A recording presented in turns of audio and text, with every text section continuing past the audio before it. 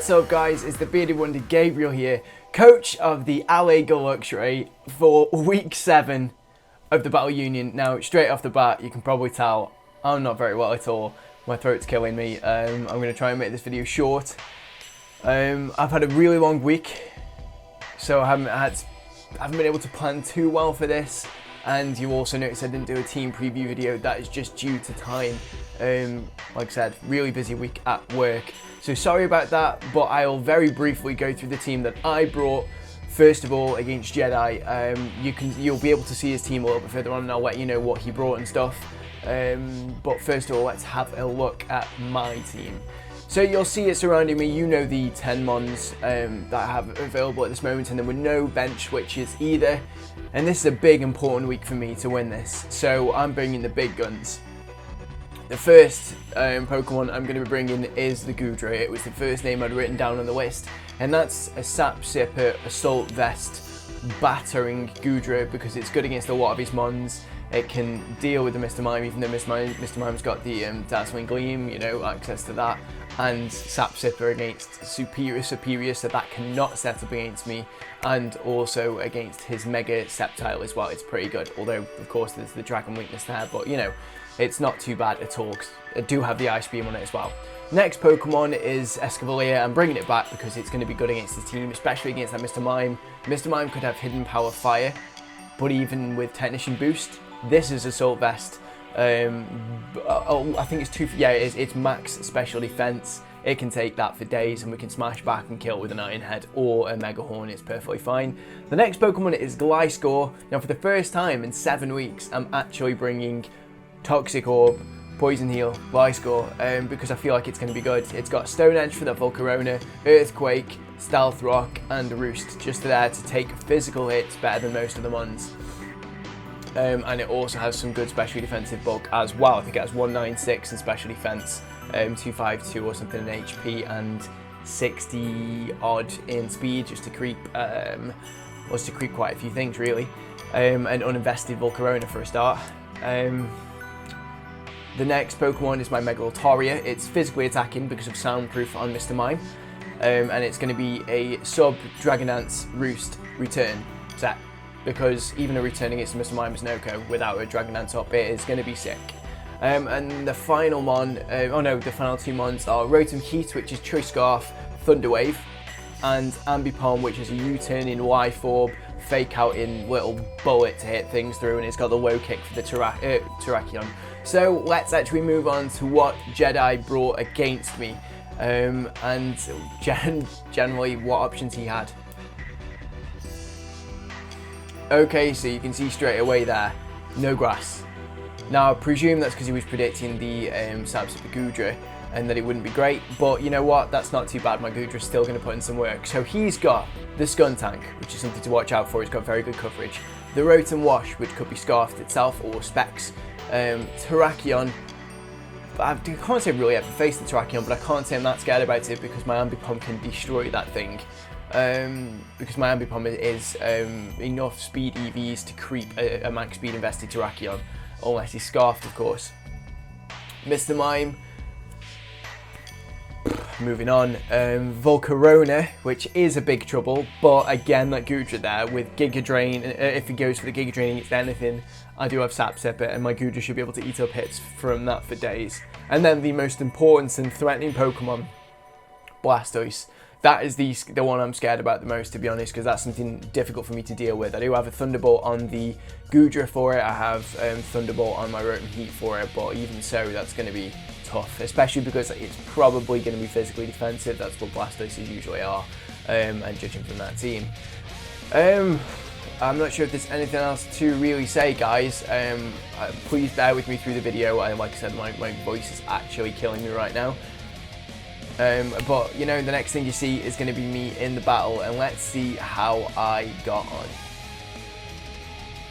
Okay, so looking at his team, I presume, to be honest, he'd probably lead off with Rotom Wash or something like that, and my Ambipom would be the best thing, so I could scout out his lead, see if it's Scarfed or anything like that, and I can always get the Fake Out on the first thing. He chooses to go with the Blastoise. I'm going to Fake Out on here, and it basically gives me the information of whether he's physically defensive, and the way he takes that, he's definitely physically defensive. Now once again here, I'm thinking he's probably going to stay in and go for the Scald, to be honest, because he should be able to eat up a hit if he's physically defensive, and he can just cripple my Ambipom right now. But I reveal I've got the U-turn to try and get out of there, and I'm going to go out into my complete and utter wall for this thing, and that is Goodra, which can eat up hits from this forever. It is incredibly bulky, and it's my specially defensive just absorber. It's great. He reveals at this point though that he's actually a counter Blastoise. Luckily I didn't go for some sort of big attack that would have definitely been my Ambipom destroyed, and my Goodra does take it quite well. Now here he's probably predicting me to go for the Thunderbolt and does end up switching out. I can't take the risk, I do go for the Thunderbolt, and he switches in the Rotom Wash to take it without any trouble. Now once again, against this thing, I know I can actually take hits, so there's no need for me to switch out here. Look at that damage. There is nothing, and I can just get a Sludge Bomb off in case he decided to switch in with a Mr. Mime. And we do get quite lucky, we do get the poison, which makes Sludge Bomb a 2x KO, and also means that my Dragon Pulse, which he isn't going to switch to Mr. Mime now after seeing the Sludge Bomb, so a Dragon Pulse guarantees the KO, and then anything else that comes in is not going to want to take it too well. But he does decide to stay in and sacrifice off his Rotom Wash. Now, I think it was probably a little bit premature from him. He did say he was a bit regretting it after the match, but to be honest, that is a massive threat from his team gone, and it does mean now I can fire a Thunder Wave without any trouble whatsoever. I don't want to stay in against the Mr. Mime and sacrifice off my Goodra yet. It's got a lot more work to do. I'm going to go into one of my 2 walls against that, and that is Easy Bake. It can eat up a Dazzling Gleam without any trouble, and as you'll see, it does practically nothing to me. And that's nothing. There's absolutely nothing there. Knowing he's going to switch out, I go for the Thunder Wave. He's going to have nothing for the Rotom anyway.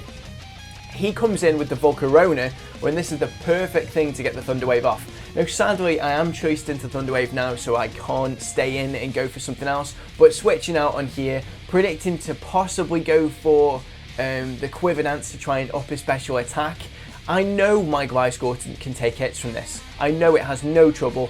Unfortunately for him, he does get fully paralysed though, but my Gliscor would have been able to eat up an attack without trouble, and you'll see as well my Gliscor does have the Stone Edge. I didn't want to go for it there though, because I predicted him to switch out. He didn't want to take 2 Earthquakes and get KO'd, so I go for my Rocks trying to get them up. He's brought in his Blastoise, maybe suspecting that, knowing his Blastoise can do a lot of damage. I'm going to get basically no, I'm not going to do anything to this if I stay in, so there is no point whatsoever. I do decide to switch out back once again into my complete and utter wall for this, which is the Goodra. And this is where he reveals the strange set that he does. It isn't that strange, but it shows me the Rain Dance basically. And I always wish I would bring in Hydration Goodra just to take a little bit of advantage. That's good for me. Knowing that he's got counter now, Scald, he's going to have Rapid Spin. I know his moveset, so I can at least work around this. I go for the Thunder Wave, knowing most probably that nothing really wants to come in and take it, and he does decide to stay in with the Blastoise and take it, which is perfect for me. He gets rid of the rocks with the Rapid Spin, which is important because it means his Volcarona won't be completely destroyed when it comes back in. Oh god, I'm so sorry guys. And he does of course heal up a bit. He does want to preserve his Blastoise, but once again I can't take that risk. I have to go to try and deal some damage to it. I go for the Thunderbolt, knowing it's not really going to do much if anything else comes in, like such as this Volcarona, because it's got good bulk. And once again, I can't stay in against this. There is no point. I can eat hits up from it, but I can't do enough damage, so I do switch out. Once again, going into my Gliscor, knowing I can take any hit, and this is where he decides to go for the Hurricane with the Rain up to guarantee the hit and do a bit of damage. My Gliscor, to be honest, eats that up really well, but he does get a bit of hacks and gets the confusion, which is a big problem for me. Now I'm thinking, do I stay in and go for the Stone Edge, knowing outspeed and risk the confusion?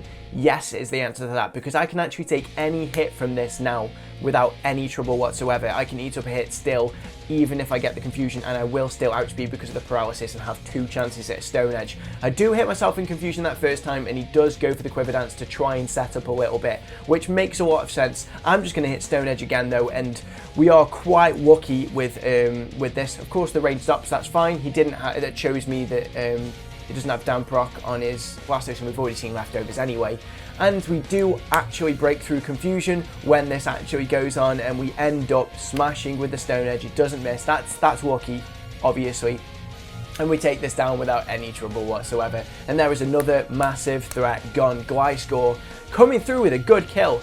Poison Heal Gliscor is is such a good poke. It's the reason I drafted this thing, but I haven't had real chance to bring the poison heal yet, and it is working for me now. He comes in with the China, with the Terrakion. Bowl in a China shop I get. I think that's what your nickname means anyway, and I know I'm just going to go for the Earthquake because it's not going to KO and it breaks any potential sash. I get to see if he's scarfed, if he's choiced into anything, and I can eat up any hit from this whatsoever. He shows me the Stone Edge, which I can take 2 of without any trouble, but unfortunately he does miss the second one, and Gliscor gets his second kill with the second Earthquake fired off, and there is another big threat gone. Now I mean, at this point now he's got 3 pokes left. That threatening Blastoise, but it's on low health, Mr. Mime and Skuntank, and we haven't seen the Skuntank at all, and I know my Gliscor can do a lot of work against it. Now this Blastoise is in range where an Earthquake has a potential to take it out, and look at that. That must be 1 life, that must be. He goes, of course, for the Scald. We do end up winning it. It was calced anyway, I knew I could take the hit, and it does guarantee now that we do end up taking up the Blastoise. But my Gliscor is in a position where it can't really stay in against other things because they're going to end up killing it if they're remotely fast and can outspeed. Just dropped my recorder on the floor there. We do take down the Blastoise with the Earthquake. And there is 4 mons gone, 3 kills to Gliscor. Now this is my most defensive Gliscor I've brought so far, and it's got 3 kills. I brought a True Scarf one the other week, and he didn't get the 3 kills. It is mad. I'm not going to stay in against Mr. Mime. I want to switch out now because if he's max speed, he's going to outspeed me. If he's scarfed, he's going to outspeed me. I'm going to get out of there because I know he's got to go for the Dazzling Gleam. Has to. So finally, Kane, after a few weeks on the bench, comes through, comes in, eats up the hit without any trouble. And the very fact that he switched out there means one of 2 things. 1, he's either scarfed, or 2, he's hasn't got the HP fire. Basically the 2 things. I do go for the knockoff, knowing he's most probably going to switch out because an HP fire wouldn't KO me even if he stayed in anyway and had specs even. It wouldn't make a difference. And I know I can stay in against this thing and KO it with a Mega Horn without any trouble. I did calculate beforehand with max special attacking Flamethrower because I know he does get Flamethrower, he gets good coverage, and I knew we were living it at like, we took like 40 to 50%. I don't want to stay in against this because, to be honest, at this point I'm thinking I can preserve a 6-0 victory. And I want to do that because that'll be my first ever one. I come in with the Rotom knowing I can eat up any hit whatsoever, and he shows me he goes for the Focus Blast.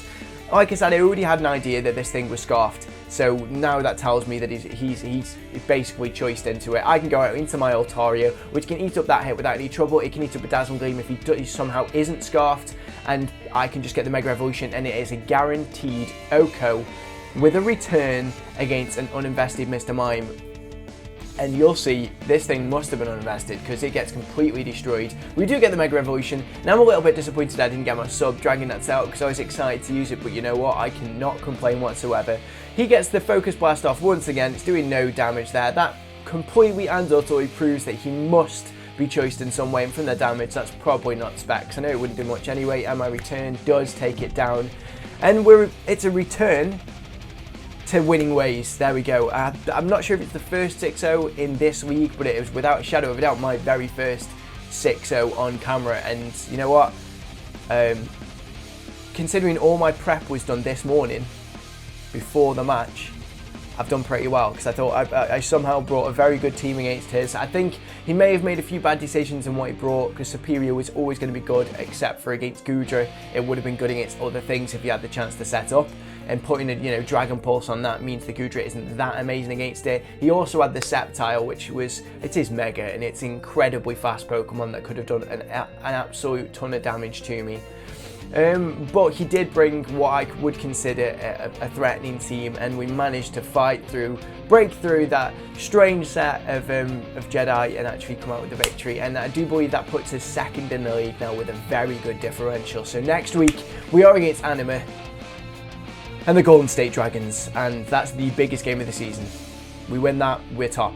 And I want that top spot, so I'm going to fight for that. I'm looking forward to it. I will say thank you so much, Jedi, for the battle. It was really fun, mate, and I'm so sorry to have actually battled you late as well. Thank you for being a good sport and let me do that, essentially.